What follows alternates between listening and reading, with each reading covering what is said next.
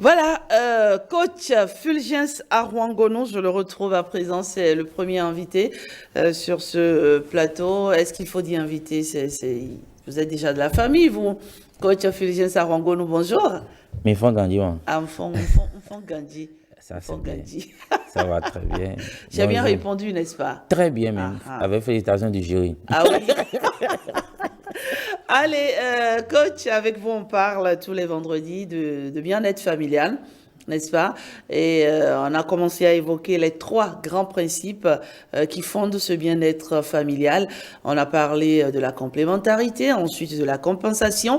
Aujourd'hui, on parle de quoi? On parle de la soumission, n'est-ce Ah oui, pas? on parle de la soumission ce matin. Pourquoi la soumission? D'abord, je vais commencer par dire que la vie en société est basée sur le principe de la soumission. D'accord. Et pour vivre en harmonie avec les autres, le principe de la soumission est au cœur. J'irai même loin pour vous dire que même cette émission est basée sur le principe de la soumission. Ah oui, Oui, soumission oui. à quoi? Je vous donne l'exemple simple. L'émission commence à 6 heures du matin. Et si vous devez être là, vous devez être parmi les invités, ça veut dire quoi? Vous devez vous soumettre au respect de l'heure pour être Absolument. ici à 6 heures du matin. Donc, on ne peut pas avoir l'émission et bien le faire si tout le monde ne vient pas à l'heure. Ça veut dire que vous devez faire attention à vous-même et vous soumettre au respect de l'heure. Et vous voyez la vie d'ailleurs en communauté est basée sur le principe de la soumission. Nous parlons de la constitution. Nous parlons même du code de la route. Quand vous voyez le feu rouge s'allumer, vous devez vous soumettre au respect de vous arrêter. Et c'est très important pour vivre en société.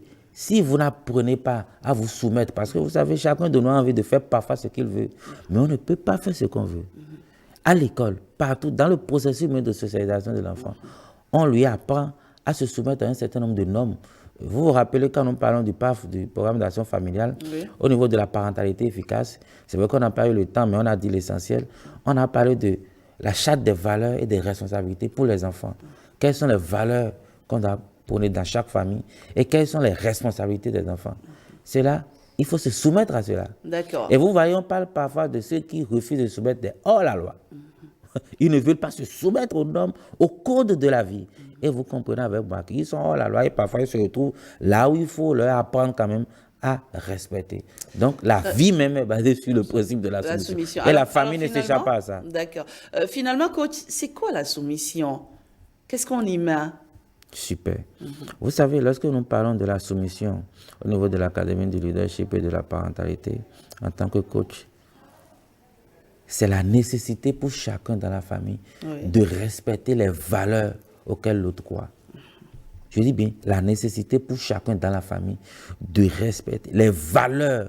Et quand nous parlons de la soumission, pour nous, c'est une question de réciprocité de valeurs. D'accord. Vous avez l'obligation de respecter les valeurs. Votre partenaire n'aime pas le retard quand vous voulez sortir. Ça veut dire que vous allez, si vous traînez sous la douche, vous faites 2h, 1h30 sous la douche, regardez mon regard, vous devez faire l'effort de vite finir, de vous habiller pour être à l'heure. Si votre partenaire n'aime pas le mensonge, il aime la vérité, ainsi de suite, ça veut dire quoi? Vous devez vous soumettre à ça. C'est une soumission aux valeurs. Et c'est réciproque. Vous savez, on ne peut pas se soumettre à un individu. Quand nous prenons un individu, c'est un être d'émotion. Et nous ne connaissons pas tous les stimulus qui déclenchent telle émotion et telle émotion chez lui. Ça veut dire quoi? Si on doit se soumettre à un individu, ça veut dire quoi? On ne peut qu'à tout vent, on est obligé, c'est comme une sorte d'esclavage dans la famille. Mais nous parlons de soumission aux valeurs. Et cette soumission est réciproque. Parce que vous vous soumettez aux valeurs de l'autre, l'autre est obligé de se soumettre à vos propres valeurs pour qu'il y ait équilibre, pour qu'il y ait bien-être et pour que chacun se respecte. Et quels sont les principes qui interviennent, les éléments, j'allais dire, qui interviennent dans ce principe de soumission, coach? Merci à vous, madame. Vous savez, lorsque nous prenons un principe, nous disons que ça appelle à une valeur et que la valeur donne des informations et l'information appelle à l'action. Quand nous prenons la soumission comme principe, ça appelle comme valeur le respect. Apprenez à respecter les valeurs de l'autre. Et quand nous parlons du respect, ça nous avoir deux informations. L'humilité et l'acceptation. Vous savez, nous avons tous envie de démontrer notre ego, d'exister, de dire quand même, moi je suis tel, je suis quand même chef d'entreprise et je dois quand même respecter les valeurs de l'autre. Il faut démontrer, il faut faire preuve d'humilité. D'accord. C'est très important. Et d'ailleurs, dans la vie de couple, vous avez beau être tout ce que vous êtes, chef de ceci, au portail de la maison, mais vous enlevez l'habit de chef et vous êtes chef de famille, vous êtes maman et vous vous soumettez à l'autre. Donc, c'est l'humilité, c'est très important dans le couple. On ne peut pas venir dans le couple avec notre ego qui est vraiment au boss, non, non, non. Et quand on dit humilité, il faut accepter, parce qu'on a parlé de valeur de respect. Il faut se rendre humble et accepter les valeurs de l'autre. C'est extrêmement important. Et quand nous partons, prenons ces deux informations, ça nous appelle à l'action, c'est l'obéissance. D'accord. Mais coach, pourquoi généralement dans le couple, on pense que la soumission, c'est à la femme c'est à la femme d'être soumise. Souvent, on dit femme, soit soumise. Pourquoi? Vous savez, c'est une interprétation que chacun fait de ce que je ne veux pas dire ici. D'accord. On pense que c'est à la femme. Et vous savez, il faut voir chaque société avec ses réalités. Je ne suis pas venu ce matin dire que la femme est un être faible. Mais n'oublions pas que la femme est beaucoup plus un être d'émotion. Et on a rappelé à la femme, malgré ses émotions, qui sont souvent en phase avec tout ce qu'elle veut, d'apprendre quand même, d'avoir l'humilité, de respecter les valeurs de son homme. Je pense que moi, je parlerai beaucoup plus dans ce sens. La femme reste un être d'émotion. Et les réactions de la femme, souvent, parfois, parce que vous savez, la vie, on finit par apprendre, on apprend beaucoup. On a demandé à la femme de faire attention à ses réactions et de se soumettre aux valeurs de l'autorité de l'homme. Indirectement, on appelle tout le monde au respect de l'autorité. Quoi qu'on dise, vous savez, nous avons parlé ici de la fonction du père et de la mère dans l'éducation des enfants.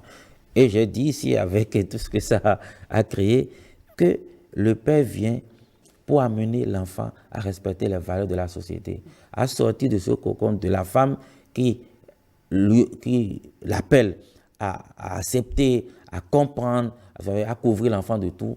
L'enfant aussi a besoin d'aller dans la communauté, de respecter les normes. Donc, c'est une manière de rappeler à la femme que malgré ses émotions, d'apprendre, de venir au respect de l'autorité de l'homme. Mais il ne s'agit pas de venir au respect de l'autorité d'un individu, mais c'est aux valeurs que l'autorité appelle. Moi, je dis dans le couple, c'est très important, la soumission crée une réciprocité.